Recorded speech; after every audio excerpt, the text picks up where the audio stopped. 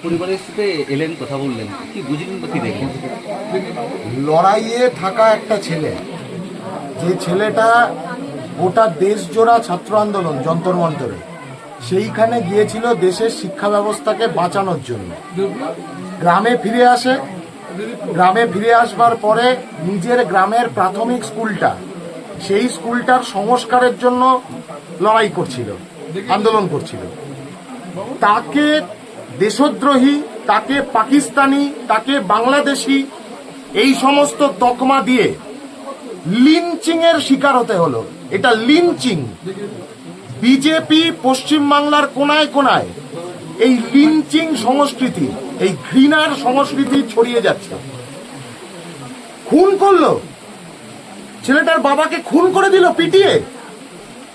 ছেলেটা ক্ষত বিক্ষত, পরিবারের একাধিক সদস্য তারা আক্রান্ত, মা আক্রান্ত। তুমি সামনে এসো, মা আক্রান্ত।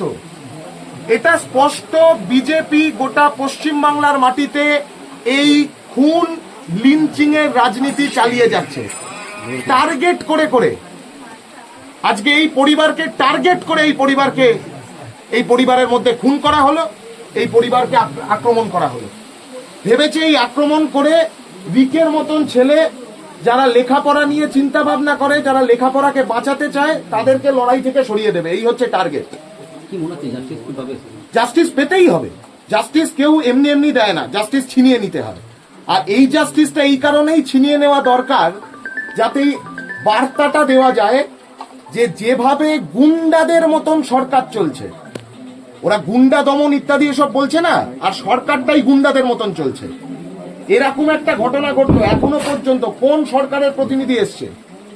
উল্টে আমি তো আজকে এসে জানতে পারলাম যে ও 27 তারিখ গ্রামে ফেরবার পরে এখানকার এমএলএ নিজে হুমকি দিয়েছে ওকে। এমএলএ নিজে হুমকি দিয়েছে, এমএলএ উস্কানি দিয়েছে। দীর্ঘদিন ধরে এই পরিবারকে টার্গেট করা হচ্ছে। আপনারা বাড়িটা দেখবেন, গ্রাম থেকে একটু বাইরের দিকে বাড়িতে আসবার যে রাস্তা, সেই রাস্তাটায় মানে চলাচল করা সম্ভব হয় না একটুখানি বৃষ্টি পড়লে।